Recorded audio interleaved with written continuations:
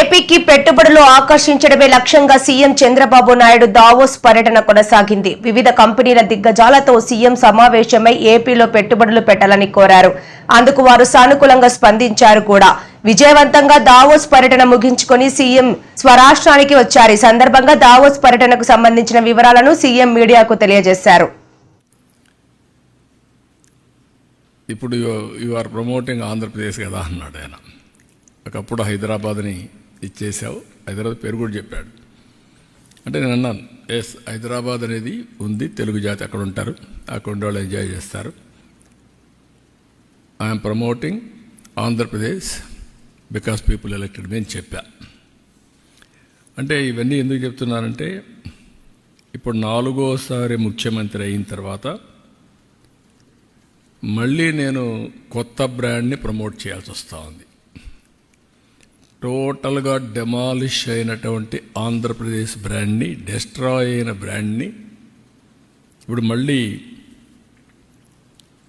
ఇండియాలోనే కాకుండా ప్రపంచం మొత్తం కాదు, మేము ఉన్నాం, మీరు రండి, మేము అన్ని విధాలా సహకరిస్తాం అని చెప్పే పరిస్థితికి వచ్చింది. దాన్ని ఎడ్యుకేట్ చేయడానికి ఎన్ని ఫోరమ్స్ ఉంటే అన్ని ఫోరమ్స్ ఉపయోగించుకుంటున్నాను.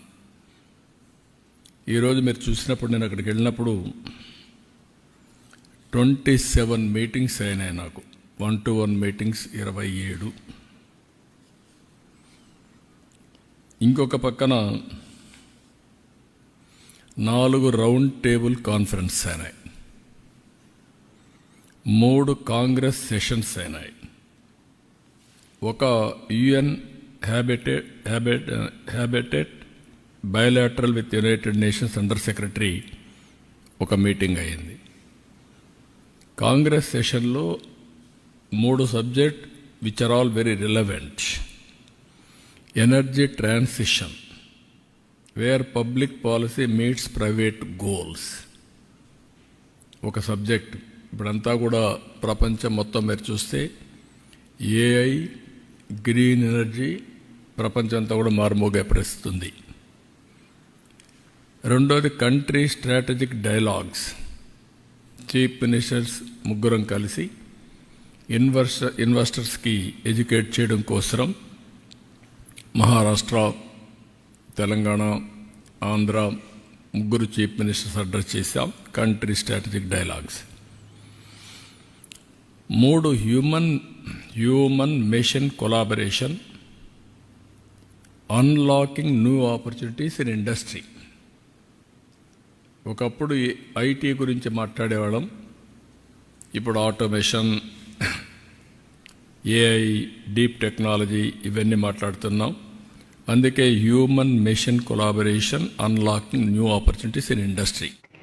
చిన్నపిల్లలపై రాజకీయాలు చేయొద్దని హోంమంత్రి అనిత అన్నారు. ప్రతిపక్షాలు తమపై బురద జల్లుతున్నాయని విమర్శించారు. విశాఖ జువైనల్ హోమ్ ను హోంమంత్రి పరిశీలించారు. 2 రోజుల క్రితం సిబ్బంది తమను వేధిస్తున్నారని బాలికలు చేసిన ఆరోపణలపై ఇప్పటికే ఆమె నివేదిక కోరారు. వారితో మాట్లాడి వివరాలు తెలుసుకున్నారు.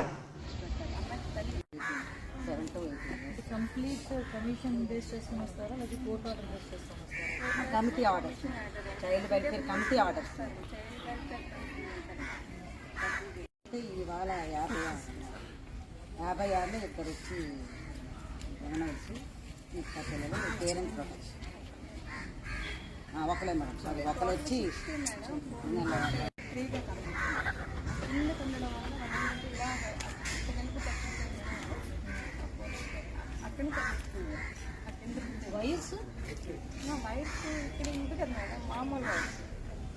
నమస్కారం అండి.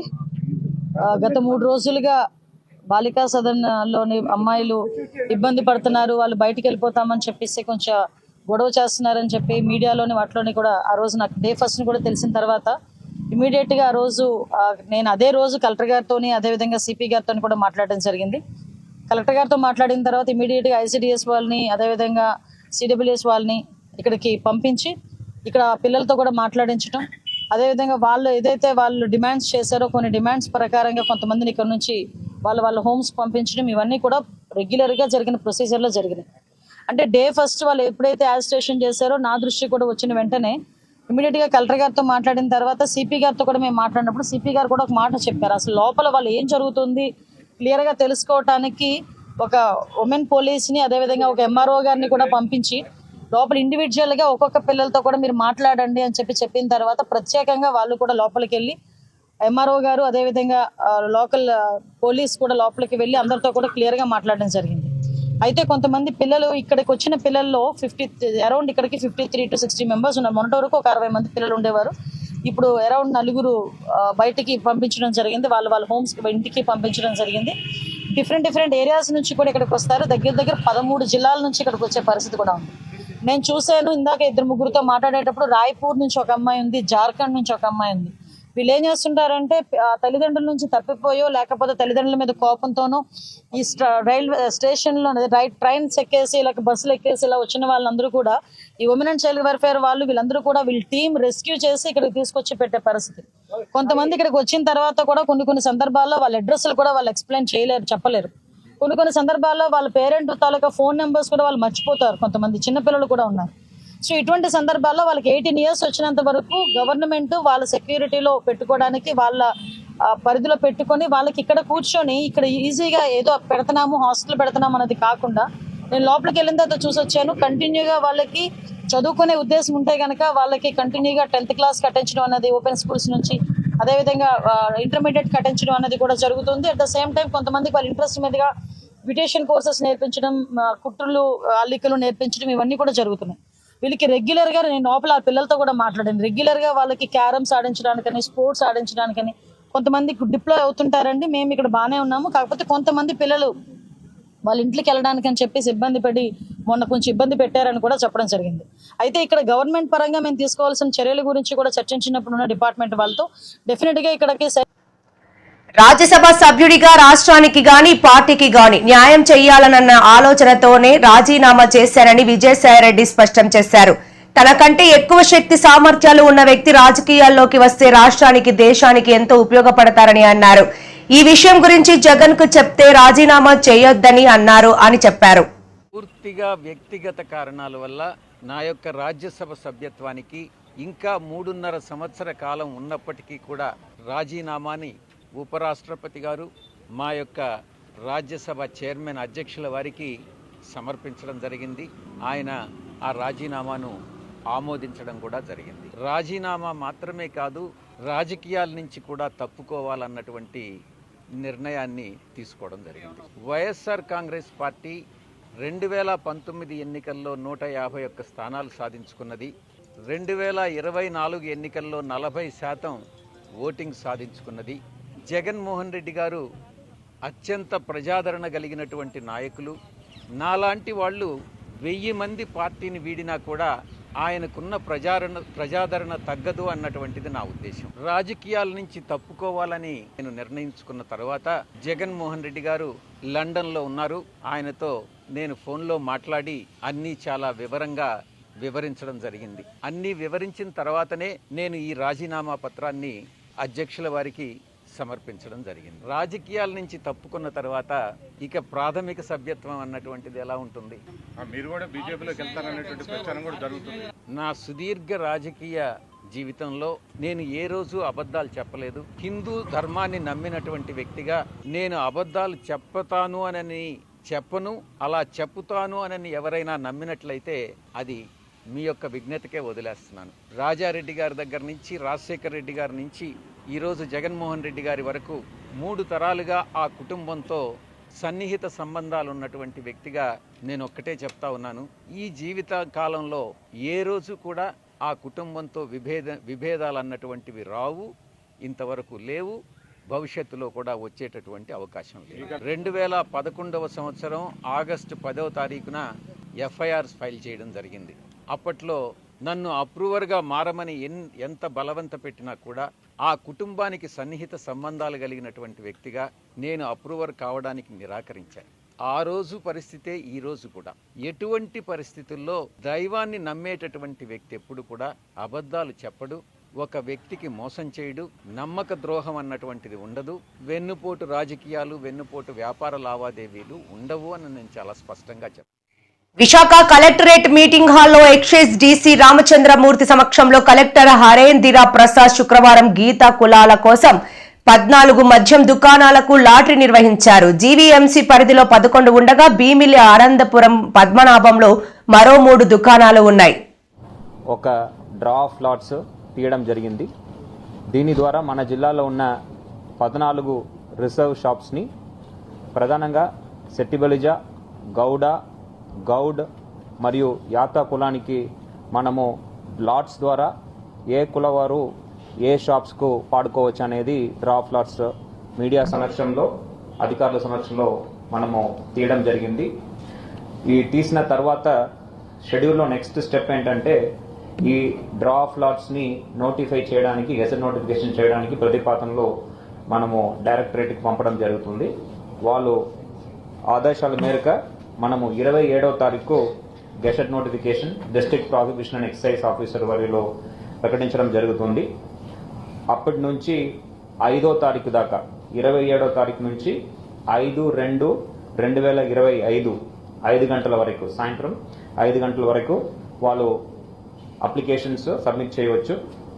సబ్మిట్ చేసిన అప్లికేషన్స్ అన్నిటినీ కూడా 6వ తారీఖు మనము వెరిఫై చేసుకొని అప్లికేషన్ కరెక్ట్గా ఉన్న కేసెస్తో మనము డ్రా ఆఫ్ లాట్స్ 7వ తారీఖు మనము నిర్వహించడం జరుగుతుంది. ఈ డ్రా ఆఫ్ లాట్స్ 7వ తారీఖు 7/2/2025 10 గంటలకి నిర్వహించడం జరుగుతుంది. 7వ తారీఖునే ఎవరెవరు ఫైనల్గా ఈ 14 షాప్స్ ఎవరికి కేటాయించడం జరిగిందనేది కూడా చెప్పడం జరుగుతుంది. ఇక్కడ చూస్తే మనకు ఉన్న ఈ 14 షాప్స్లో కూడా 2 lakhs మనము వాళ్ళు ఫీజ్ పే చేస్తారు. ఈ ఫీజ్ పే చేసేటప్పుడు ఏ కులానికి ఏ షాప్ కేటాయించామో ఆ పర్టికులర్ కులానికి చెందిన వారే ఆ షాప్స్కు అప్లై చేసుకోగలరు. అదేవిధంగా ఒకే కులానికి చెందిన వ్యక్తి ఆ కులానికి కేటాయించిన షాప్కి మల్టిపుల్ షాప్స్కి అప్లై చేయవచ్చు. కానీ సబ్సిక్వెంట్గా ఒకరికి ఒక లైసెన్సే ఇచ్చే విధంగా, ఎందుకంటే ఆ కులంలో కూడా ఎక్కువ మందికి మంచి జరిగే విధంగా ఈ పాలసీ అనేది తీసుకురావడం జరిగింది. దీని ద్వారా గీత కులాలకు కూడా మనము అవకాశం కల్పించే ఒక ప్రక్రియ ఈ ప్రభుత్వం తీసుకువచ్చింది. దీని ద్వారా వాళ్ళకు కూడా మేలు జరుగుతుందని మేమైతే భావిస్తున్నాం. సో దీనికి సంబంధించిన పూర్తి వివరాలన్నీ కూడా ఒక ప్రకటన ద్వారా మనము కమ్యూనికేట్ చేయడం జరిగింది. సో ఈరోజు సెలెక్ట్ అయిన ఈ షాప్స్ సంబంధించిన కులాల వివరాలు కూడా మనము పత్రిక ప్రకటన ద్వారా అందరికీ కూడా తెలియచేయడం జరుగుతుంది. సో దట్ ఆ కులానికి చెందిన అందరూ కూడా పార్టిసిపేట్ చేయడానికి అవకాశం ఉంటుంది. Thank you. ఓసీ కేటగిరీ కన్నా ఈ కులానికి 50% రాయితీ తక్కువ.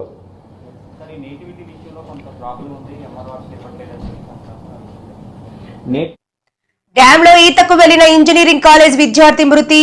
ఆనందపురం మండలం గంభీరం పంచాయతీలో ఉన్న రిజర్వాయర్లో ఈతకు దిగి గాయత్రి ఇంజనీరింగ్ కాలేజ్ విద్యార్థి మృతి. వివరాల్లోకి వెళ్తే విజయనగరం జిల్లా గర్విడి మండలానికి చెందిన మీసాల నాని గాయత్రి ఇంజనీరింగ్ కాలేజీలో సివిల్ ఇంజనీర్ 3వ సంవత్సరం చదువుతున్నాడు. శుక్రవారం నాని తన స్నేహితులు 6గురితో కలిసి గంభీరం రిజర్వాయర్ దగ్గరకు వెళ్లారు. ఈ క్రమంలో సరదాగా ఈత కొట్టేందుకు రిజర్వాయర్లో దిగాడు. ఈ నేపథ్యంలో ఒక్కసారిగా నాని మునిగిపోవడంతో తోటి స్నేహితులు కాపాడండి అంటూ కేకలు వేశారు. సంఘటన స్థలానికి గ్రామస్తులు, ఓఎస్డీ ఫౌండేషన్ సభ్యులు కాపాడే ప్రయత్నం చేసినా అప్పటికే మునిగిపోయాడు. అనంతరం ఆనందపురం పోలీసులు, అగ్నిమాపక సిబ్బంది చేరుకుని మృతదేహాన్ని వెలికితీసి పోస్టుమార్టం నిమిత్తం భీమిలి ప్రభుత్వ ఆసుపత్రికి తరలించారు. Anandapuram CI CH Vasu Naidu case నమోదు చేసి దర్యాప్తు చేస్తున్నారు.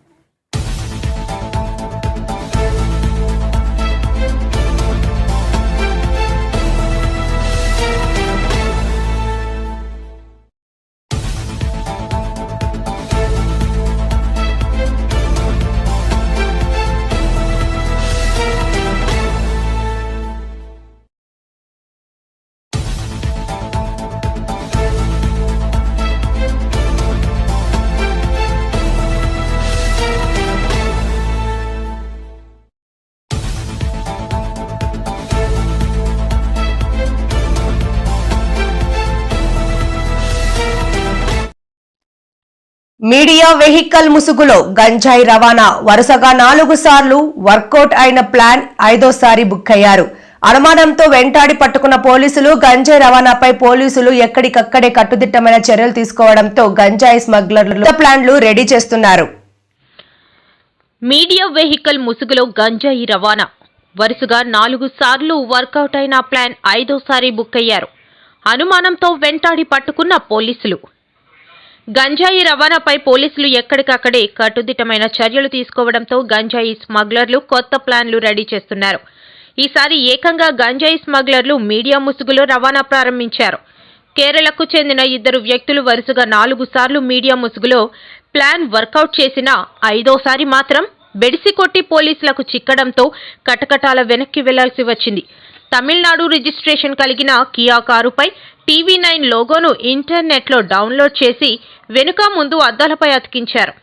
కార్లు అద్దెకు ఇచ్చే టూరిస్ట్ యాప్లో తమిళనాడు రిజిస్ట్రేషన్ కలిగిన కారును 10 రోజుల పాటు బుక్ చేసుకుని దానికి ఆంధ్ర రిజిస్ట్రేషన్ కలిగిన నెంబర్ బోర్డును తగిలించారు. అల్లూరి జిల్లా పెదబైలు మండలం అంబేరుపాడు గ్రామానికి చెందిన వ్యక్తులతో కలిసి ఒరిస్సా పరిసర ప్రాంతాలలో 205 కేజీలు గంజాయిని 10,25,000కు కొనుగోలు చేశారు. మీడియా వెహికల్ అయితే ఎవరూ అనుమానించారని, వెహికల్ ని కూడా ఎవరు తనిఖీలు చేయరనే కారణంతో కారుకు 2 వైపులా మీడియా స్టిక్కర్లు అతికించి అల్లూరు జిల్లా నుండి నర్సీపట్నం వైపు బయలుదేరారు. ఈరోజు Narsipatnam sub division Narsipatnam rural police station లిమిట్స్లో ఒక మంచి NDPS కేసు పట్టుకోవడం జరిగింది. మార్నింగ్ 10 AM కల్లా CI Narsipatnam rural and SB టీమ్కి ఒక ఇన్పుట్ మీద సిఐ నర్సీపట్నం రూరల్ రేవతమ్మ గారు, SI Golugonda and SI Narsipatnam rural along with their team Narsipatnam outskirts దగ్గర వెహికల్ చెకింగ్ చేసినప్పుడు 2 వెహికల్స్ ఇంటర్సెప్ట్ చేయడం జరిగింది. First is this Kia car 4-wheeler AP39 SU 5657 number plate registration. Second యామహా motor cycle AP39 RL 0806 vehicle registration కొని పట్టుకోవడం జరిగింది. ఇందులో కార్లో మనకి 2 పర్సన్స్ దొరికారు అండ్ ఈ పైలటింగ్ బైక్లో మనకి ఒకరే దొరికారు. ఈ బండిలో 2 కేరళ వాళ్ళు, Thiruvananthapuram district. They had come from Thiruvananthapuram district on 16th of January వాళ్ళు అక్కడ నుంచి స్టార్ట్ అయ్యారు.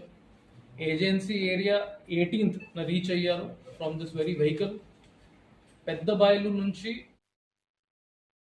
తమ ఇల్లు, ఆఫీసులో నిబంధనల ప్రకారమే ఐటీ సోదాలు జరిగాయని, పెట్టుబడుల వివరాలన్నీ అధికారులకు ఇచ్చామని నిర్మాత దిల్ రాజు వెల్లడించారు. ఐటీ రైట్స్ పై తప్పుడు వార్తలు రాయొద్దని మీడియాని కోరారు. 2008 తర్వాత మళ్లీ ఇప్పుడు ఐటీ రైట్స్ జరిగాయని అన్నారు. మీ అందరికీ తెలిసిందే, 4 రోజుల నుంచి ఫిలిం ఇండస్ట్రీలో అండ్ ఇంకా కొన్ని ప్రైవేట్ సెక్టార్స్ మీద ఇన్కమ్ ట్యాక్స్. సో ఈ సర్చ్ల విచిత్రం ఏంటంటే, నేను సెలబ్రిటీని కాబట్టి ఎన్నో సెర్చ్లు జరుగుతున్నా, సో నా న్యూసే మీకు క్యూరియాసిటీ ఉంది కాబట్టి, సో దానికి మీరు ఎంత ఫోకస్ చేస్తున్నారో 4 రోజుల నుంచి చూస్తూనే ఉన్నాం. ఈ 4 రోజుల నుంచి ఏమి జరిగింది అనేది చెప్పాల్సిన అవసరం ఉందని మీ అందరినీ పిలవడం జరిగింది. లేకుంటే తెలిసింది తెలియని ఏదేదో న్యూస్లు వేసుకుంటూ 4 రోజుల నుంచి హైలైట్ చేస్తూ ఉన్నారు. సో ఇన్కమ్ ట్యాక్స్ సెర్చ్ అనేది మాకు 2008లో ఒకసారి జరిగింది. అంటే దాదాపు 16 సంవత్సరాల తర్వాత ఈ సెర్చ్ జరిగింది. మధ్యలో 3 times సర్వేస్ ఉన్నాయి. సర్వేస్ అంటే అకౌంట్ ఆఫ్ బుక్స్ అనేది చూస్తారు. సో ఈ సెర్చ్ అనేది ప్రాసెస్, వ్యాపారాలు చేస్తున్నప్పుడు ఇన్కమ్ ట్యాక్స్ చేయాల్సిన ప్రాసెస్. అలాగే మా మీద కానీ వేరే ప్రొడక్షన్ హౌజెస్ మీద కానీ ఫైనాన్సర్స్ మీద కానీ నిన్న సెర్చెస్ అన్నీ ఉన్నాయి. పోతే మా దగ్గరకు వస్తే మా కుటుంబం మీద ఏదైతే ఆఫీసు ప్లేస్ ఉందో ఆఫీస్ దగ్గర ఈ సెర్చ్లు జరిగాయి. సో మొదటి 3 రోజులు ఎవరిది వాళ్ళకి ఇండివిజువల్గా సెర్చ్ చేసి స్టేట్మెంట్స్ తీసుకుంటారు. అయిన తర్వాత లాస్ట్ డే నిన్న ఆఫీస్లో కన్క్లూడ్ చేస్తారు. సో మా హౌజెస్లో జరిగిందా కానీ ఆఫీస్లో జరిగిన దాంట్లో కానీ చాలా రిపీటెడ్గా వేసిన కొన్ని ఛానల్స్లో కానీ సోషల్ మీడియాలో కానీ ఇంత డబ్బు దొరికింది, ఇంత డాక్యుమెంట్స్ దొరికాయి, అది దొరికింది అనేది కొన్ని హైలైట్ చేశారు. ఎక్కడ కూడా మా దగ్గర డబ్బు కానీ డాక్యుమెంట్స్ కానీ ఐడెంటిఫై కానీ మా దగ్గర నుంచి వాళ్ళు తీసుకున్నది కానీ లేదు. నా దగ్గర ఒక 5 lakhs, మా శిరీష్ గారి దగ్గర ఒక 4.5 lakhs, అలాగే మా డాటర్ ఇంట్లో 6 lakhs, ఆఫీస్లో 2.5 lakhs, మొత్తం బిలో 20 lakhs. మా అందరి దగ్గర కలిపి బిలో 20 lakhs ఉంది. అలా ప్రతి ఒక్కటి ఇట్లా వాళ్ళు